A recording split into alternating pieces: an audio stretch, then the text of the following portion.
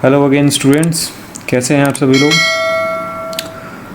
और आज हम लोग एक नए टॉपिक के साथ शुरुआत करेंगे। जिस तरह से आप लोग पढ़ते आ रहे हैं पिछले कुछ चैप्टर्स को, उम्मीद है कि ये भी समझ में आएगा आप लोगों को। तो आप लोगों के टेक्स्ट बुक में सिलेबस में ये चैप्टर 4 है जिसका नाम हीट है। तो आज हम लोग देखेंगे इस वीडियो में कि किस तरह से हीट हमारे लाइफ पे इफ़ेक्ट डालता है, हीट क्या है, किस तरह से ये ट्रैवल करता है। ठीक है, तो कंटिन्यू करते हैं, देखते हैं आगे। सबसे पहले देखिए यहाँ दे रखा है हीट के बारे में। What is heat. जब भी हम लोग कोई टॉपिक शुरू करते हैं तो सबसे पहले जानने की कोशिश करते हैं कि आखिर वो है क्या। वो एक सवाल राइज करते हैं। जो भी उस टॉपिक का अगर सिलेबस है या हेडिंग है तो उससे हम लोग एक सवाल राइज करते हैं। तो यहाँ पे हीट के बारे में दे रखा है, तो पहले देखते हैं कि हीट है क्या। तो heat is a form of energy that can be transferred from one object to another or even created at the expense of loss of other forms of energy. कहने का मतलब है कि हीट क्या है, एक फॉर्म ऑफ एनर्जी है। Energy हम लोग को काम करने में रिक्वायर्ड होता है।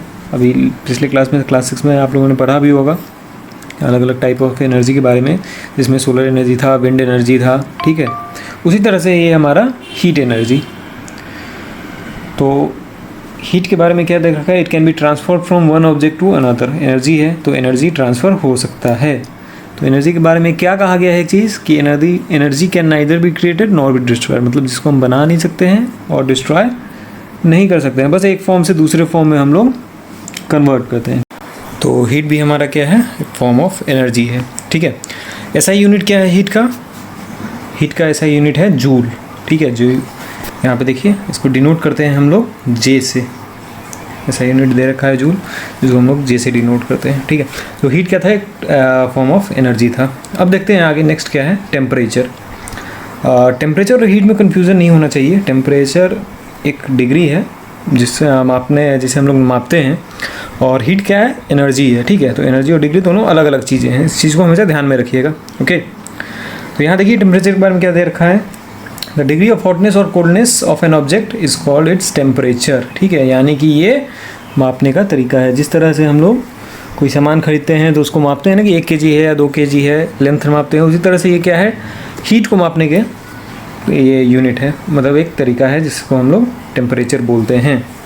ठीक है, इसका ऐसा यूनिट क्या है, ऐसा यूनिट टेम्परेचर का है केल्विन।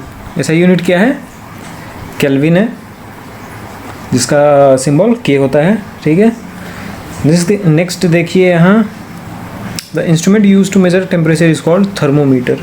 ठीक है, तो किस डिवाइस से हम लोग मापते हैं तो उसको हम लोग कहते हैं थर्मोमीटर। जैसे हम लोग लेंथ नापते हैं तो टेप का यूज़ करते हैं, वज़न नापते हैं तो वेइंग मशीन का यूज़ करते हैं। उसी तरह जब हम लोग टेम्परेचर नापते हैं तो हम लोग थर्मोमीटर का यूज़ करते हैं। ओके, तो हीट हमारा क्या है, एनर्जी है, और टेम्परेचर क्या है, उसको मापने का तरीका है। किस किस तरीके से हम लोग मापते हैं, अब वो हम लोग एक एक करके देखते हैं। तो सबसे पहले देखिए क्लिनिकल थर्मोमीटर। क्लिनिकल थर्मोमीटर क्या है, जो नॉर्मल थर्मोमीटर हम लोग यूज़ करते हैं घरों में फीवर चेक करने के लिए, उसको हम लोग कहते हैं क्लिनिकल थर्मोमीटर। ठीक है, तो commonly used clinical thermometer is made up of a narrow tube, capillary और थिक ग्लास। ठीक है, तो यहाँ पे देखिए यहाँ इसका स्ट्रक्चर दे रखा है। ये हमारा हो गया थर्मोमीटर, क्लिनिकल थर्मोमीटर, जो हम लोग घर में यूज़ करते हैं। खैर अब तो डिजिटल आ गया है, वो भी आगे हम लोग पढ़ेंगे, बट ये पहले हम लोग यूज़ करते थे काफ़ी ज़्यादा, जिसमें यहाँ पे मार्किंग होता था। एक ये मार्किंग होता था जो हमारा नॉर्मल बॉडी टेम्परेचर शो करता था। इससे अगर आगे गया तो हम क्या है, फीवर होता था। ठीक है, तो अब किस तरह से ये बना होता है, किस प्रिंसिपल पे वर्क करता है, वो अभी हम लोग देखेंगे इसमें। तो क्या दे रखा है कि एक नैरो ट्यूब है। यहाँ पे देखिए इसके अंदर ऊपर से क्या है, थिक ग्लास का कवर है। ठीक है, थिक ग्लास है, अंदर क्या है, ये एक ट्यूब है। ठीक है, जिसमें क्या फिल्ड है, at the end of the capillary tube is a thin glass filled with mercury. ठीक है, मरकरी पारा जिसको बोलते हैं हम लोग हिंदी में। अब हम लोग देखते हैं next digital thermometer.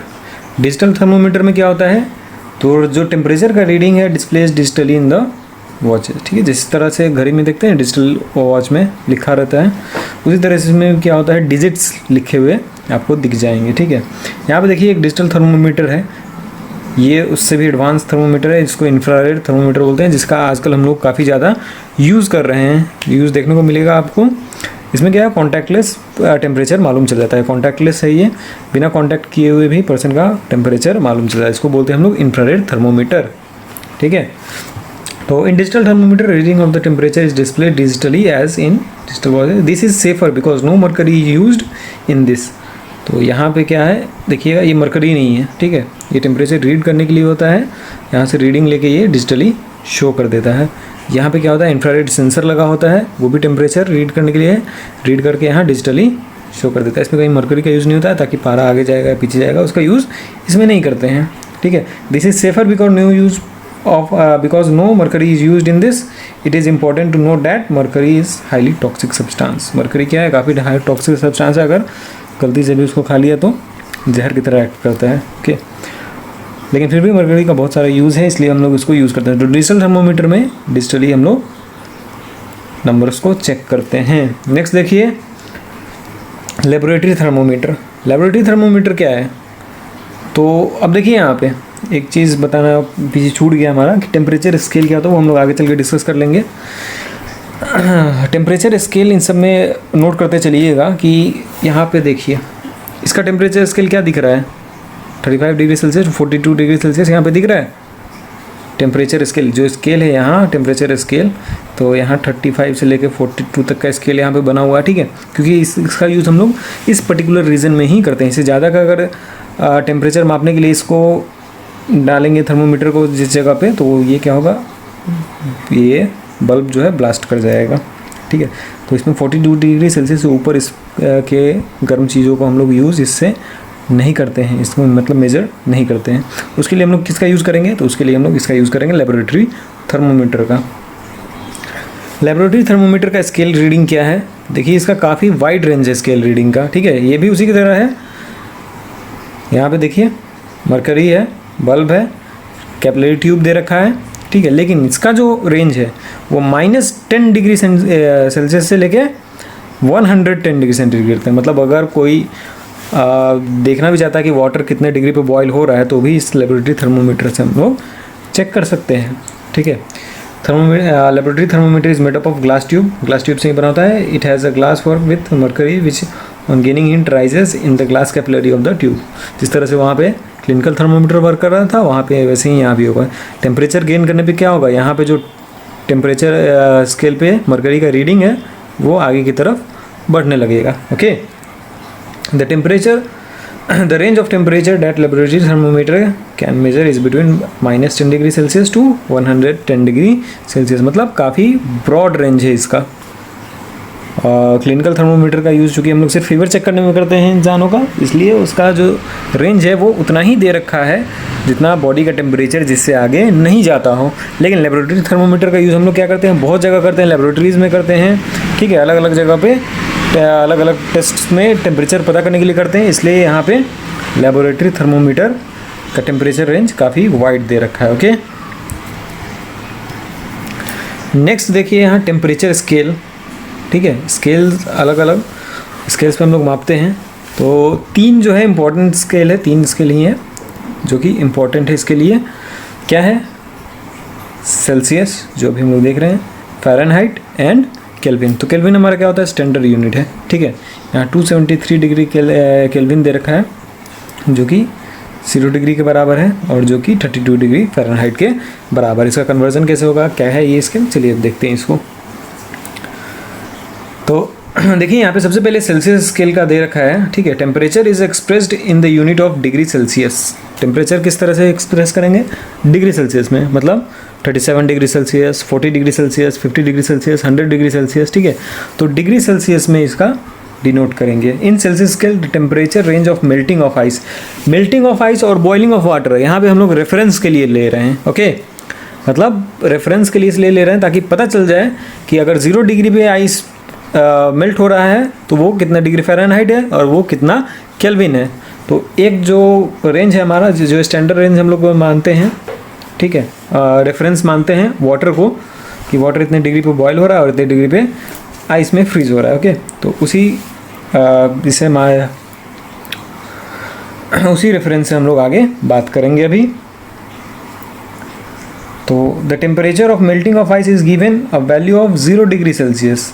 Melting of ice मतलब आइस जो है वो वाटर में कन्वर्ट हो रहा है, कितने डिग्री सेल्सियस पे कन्वर्ट हो जाएगा, 0 डिग्री सेल्सियस पे। फ्रीज कितने पे होगा वाटर आइस में? 0 डिग्री सेल्सियस पे। मतलब ये उसका मेल्टिंग एंड फ्रीजिंग पॉइंट है। मेल्टिंग पॉइंट किसका? आइस का। फ्रीजिंग पॉइंट किसका? वाटर का। ओके, इसको ध्यान में रखिएगा।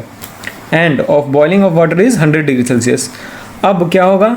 100 डिग्री सेल्सियस पे वो बॉयल मतलब वाटर वेपर में कन्वर्ट हो, उबलना शुरू हो जाएगा और वहाँ से वो अपना स्टेज चेंज करना शुरू कर देगा। तो ये हो गया हमारा इसका 0 डिग्री सेल्सियस जहाँ पे वाटर फ्रीज करेगा और 100 डिग्री सेल्सियस जहाँ पे वाटर बॉयल करेगा। ओके, अब इसी चीज़ को हम लोग देखते हैं फ़ारेनहाइट स्केल में। फ़ारेनहाइट में कितना होगा? तो Fahrenheit temperature scale is scale based on 32 degree for the freezing of water and 212 for the boiling of water. यहाँ पे देखिए 0 डिग्री सेल्सियस कितना है? 32 डिग्री फ़ारेनहाइट एंड तो 100 डिग्री सेल्सियस कितना है? 212 डिग्री फ़ारेनहाइट। तो रेंज इसमें काफ़ी ज़्यादा है, ठीक है। यह मतलब ये छोटा यूनिट है। जिस तरह से इंच और सेंटीमीटर होता है उसी तरह से degree Celsius and degree Fahrenheit भी होता है। जिस तरह से वहाँ हम लोग कन्वर्ट करते हैं इंच से सेंटीमीटर में, वैसे ही यहाँ भी कन्वर्ट करते हैं डिग्री सेल्सियस से फ़ारेनहाइट में। तो किस तरह से कन्वर्ट करेंगे? यहाँ पे दे रखा है, अगर डिग्री सेल्सियस निकालना है हमें तो degree Celsius is equals to 5/9 into Fahrenheit degree Fahrenheit -32, ठीक है। मतलब अगर 100 डिग्री फ़ारेनहाइट दे रखा है और उसको सेल्सियस में निकालना है तो हम लोग क्या करेंगे? 5/9 इंटू 100 डिग्री फ़ारेनहाइट -32, इस तरह से करके हम लोग निकालेंगे। ओके, अब देखिए यहाँ डिग्री फ़ारेनहाइट में निकालना है तो डिग्री सेल्सियस दे रखा है तो उसको 9/5 से इंटू करेंगे इंटू डिग्री सेल्सियस +32। यहाँ पे क्या करेंगे हम लोग? प्लस करेंगे। ओके, ठीक है। तो यहाँ पे क्या कर रहे थे हम लोग? माइनस कर रहे थे। अगर डिग्री सेल्सियस निकालना है फ़ारेनहाइट दे रखा है तो, और यहाँ पे फ़ारेनहाइट निकालना है डिग्री सेल्सियस दे रखा है तो हम लोग यहाँ इसको प्लस करेंगे। अब देखिए यहाँ केल्विन स्केल के बारे में, the SI unit of temperature is kelvin, जिसके बारे में बहुत कुछ दिया हुआ नहीं है क्योंकि इसके बारे में ज़्यादा कुछ पढ़ना नहीं है। बट स्टिल आप लोग एक चीज़ जान लीजिए कि 0 डिग्री सेल्सियस जो और केल्विन का ये 273, ये एक दूसरे का रेफरेंस पॉइंट है। मतलब 273 से अगर 0 डिग्री से ऊपर टेम्परेचर जाता है 10 डिग्री सेल्सियस तो 273 में ऐड हो जाएगा 10। ओके, समझिएगा इसको। 273 + 10 मतलब 10 degree Celsius equal to 283 kelvin. यहाँ पे देखिए एक एग्जाम्पल दे रखा है। 100 डिग्री सेल्सियस पे क्या है? वाटर बॉयल हो रहा है और 273 + 100 373 मतलब 373 केल्विन है। तो जैसे जैसे डिग्री सेल्सियस बढ़ेगा वैसे वैसे केल्विन बढ़ेगा। बस यहाँ पे 0 होगा, यहाँ पे 273 होगा। ओके, और जैसे जैसे डिक्रीज़ होगा वैसे वैसे ये भी डिक्रीज़ होगा, मतलब -10 होगा तो इसमें से माइनस हम लोग 10 कर लेंगे। ओके, तो ये हमारा रेफरेंस है 273 का और बढ़ता घटता ये डिग्री सेल्सियस के अकॉर्डिंग ही है, ठीक है। चलिए तो अब देखते हैं नेक्स्ट टॉपिक क्या है हमारा। नेक्स्ट में हम देखेंगे ट्रांसफ़र ऑफ हीट। हीट किस तरह से ट्रांसफ़र होता है। तो अभी तो हम लोग देखे थे कि एनर्जी के बारे में पढ़े थे हम लोग कि energy can be transfer from one medium to another medium, कि एनर्जी क्या होता है? ट्रांसफ़र होता है। तो वही देखिए यहाँ पे दे रखा है ट्रांसफ़र हुई हीट किस तरह से होता है। तो heat flows from hot object to cold object, from an object at a high temperature to an object is at a lower temperature. मतलब हीट हमेशा किधर से किधर फ्लो करेगा? हायर टू लोअर, मतलब जिधर ज़्यादा है वहाँ से जिधर कम है उधर के तरफ। ऐसा नहीं कि हीट ज़्यादा है और कहीं और हीट ज़्यादा, उल्टा फ्लो करेगा, ठीक है। यहाँ पे देखिए एक डायग्राम में दे रखा है हीट फ्लो क्या है। यहाँ पे ये ऑब्जेक्ट हॉट है, ये ऑब्जेक्ट कोल्ड है, तो किधर की तरफ फ्लो कर रहा है? हॉट से कोल्ड की तरफ फ्लो करेगा, उल्टा फ्लो नहीं करेगा, मतलब इधर की तरफ फ्लो नहीं करेगा, ये हमेशा हॉट से कोल्ड की तरफ ही आएगा।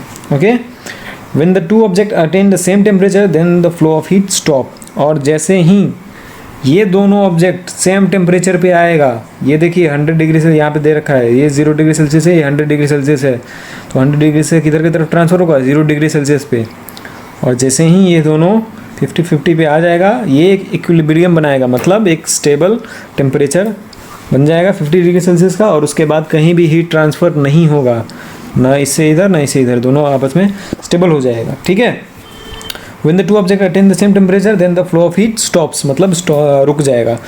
बहुत कॉमन सा एग्जांपल है, आपके घर में भी है, ठीक है। जैसे तवा है, घर में खाना बनता है, तवा को देखिएगा, जब हम लोग उसको गैस पे या स्टोव पे चढ़ाते हैं तो क्या होता है? धीरे धीरे हीट ट्रांसफ़र होता है गैस से तवे में, और तवे से जो हम लोग खाना बनाते हैं उस पर रोटी बनाते हैं रोटी में, ठीक है। तो रोटी भी गर्म होता है, तवा गर्म होता है, उसके बाद रोटी पकता है, रोटी गर्म होता है, ठीक है। लेकिन जब उसको हम लोग एटमॉस्फेयर में हटा देते हैं, मतलब गैस बंद कर दिया, रोटी को हटा दिया, तो अब क्या होगा, रोटी भी उसी टेम्परेचर पे आ जाएगा, तवा भी उसी टेम्परेचर पे आएगा। किस टेम्परेचर पे? जो टेम्परेचर एटमॉस्फेयर का है, मतलब एटमॉस्फेयर के साथ वो एक इक्विलिब्रियम मेंटेन कर लिया। अब उसके बाद ना हीट उसमें से जाएगा ना, ऐसा नहीं होगा कि तवा का हीट लॉस कर रहा है एटमॉस्फेयर में तो वो पूरा ठंडा हो जाएगा, ठीक है, ठंडा भी नहीं होगा। जो एटमॉस्फेयर का टेम्परेचर है उसी टेम्परेचर पर रह जाएगा। या फिर रोटी में देखिएगा तो रोटी क्या है, जब गर्म निकलता है तो उसमें हीट निकलते रहता है, रेडिएट करते रहता है। लेकिन जब उसको हम लोग एटमॉस्फेयर में छोड़ देते हैं तो क्या होगा, एटमॉस्फेयर के टेम्परेचर पे ही रह जाएगा। तो 3 मीडियम से, 3 मोड से यहाँ हीट ट्रांसफ़र होता है एक ऑब्जेक्ट से दूसरे ऑब्जेक्ट में। कौन कौन सा? पहला कंडक्शन, दूसरा कन्वेक्शन और तीसरा रेडिएशन। तो क्या है कंडक्शन, कन्वेक्शन और रेडिएशन, इसको हम लोग देखेंगे नेक्स्ट पार्ट में। तब तक आप लोग जो अभी तक हम लोगों ने पढ़ा है कि हीट क्या है, एनर्जी का फॉर्म है, हीट क्या, किस तरह से हम लोग उसको मेज़र करते हैं, किस किस टाइप का स्केल्स पे मेज़र करते हैं, कौन कौन सा इक्विपमेंट यूज़ करते हैं मेज़र करने के लिए, ठीक है। इन सब पे एक अच्छे से नोट्स बनाइए और इसको आप लोग रिवाइज़ कीजिए और इसको याद कीजिए अच्छे से, ओके। फिर मिलते हैं नेक्स्ट पार्ट में। अगर हमारा वीडियो पसंद आया तो लाइक, कमेंट, शेयर करना ना भूलें। Thank you.